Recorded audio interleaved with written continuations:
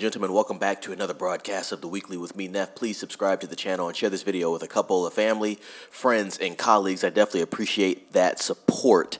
Let's talk about the Fantastic Four First Steps a bit. We got the Rotten Tomatoes tomato meter score so far. So this is the rating from the critics. We've talked about this quite a bit on The Weekly if you've watched many reviews, basically before I see the movie, regarding Rotten Tomatoes and the scores from the critics and then the fans. So with the tomato meter, I'll just recap real fast.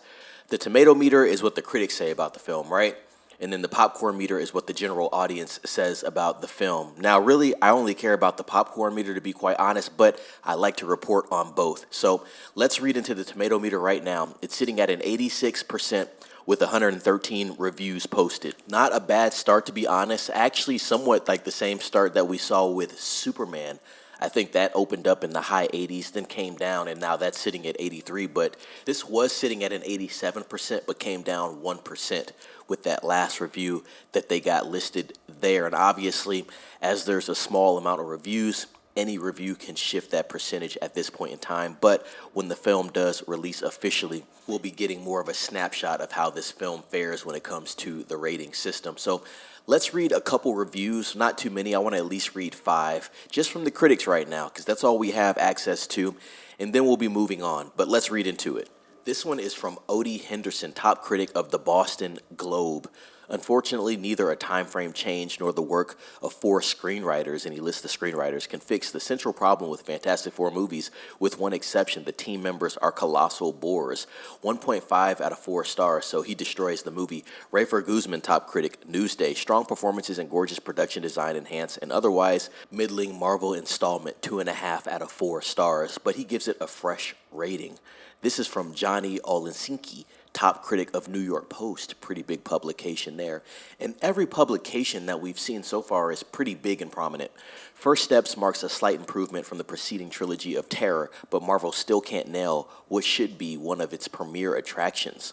1.5 out of 4 stars. And so far, ladies and gents, we've gone through about 3 reviews. 2 out of the 3 are not good. Sean Burns, North Shore Movies.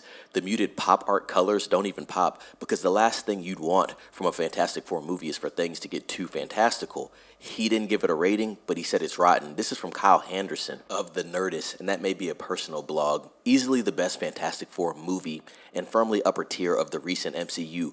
4 out of 5 stars. This is the last one we're going to read, and then we're going to get out of here. Fred Topple, United Press International, a confusing reintroduction of the comic book superheroes to the Marvel Cinematic Universe.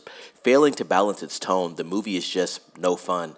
He didn't give it a rating, but he gives it a rotten. So very interesting what's going on with these scores here. I'd say very mixed overall. Going to be paying attention to this all weekend, ladies and gents. So please subscribe to the channel and ring the bell for notifications to stay updated on the Fantastic Four First Steps.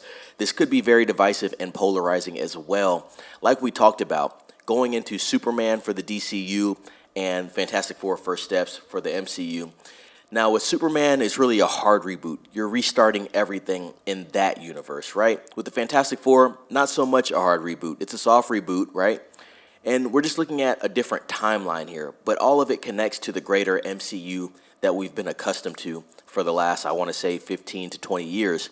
And so on that front, it's going to be very interesting to see what this film does to get people excited for what's to come in the future. I know Kevin Feige made some statements a couple days back. Obviously, we do have Avengers, Doomsday, Secret Wars, and Spider-Man 4 looming next year. And so, yeah, I can't wait to see this film. I'm definitely going to have my review up early for you guys. It's going to be up Saturday night or Sunday. I'm watching the film on Saturday, so be looking out for that. Other than that, comment down below what you think about this news, like this video, share this video, subscribe to the channel if you have not. Ring that bell for notifications, I reiterate, to stay updated on everything Fantastic Four, and be safe. It's Neff signing off.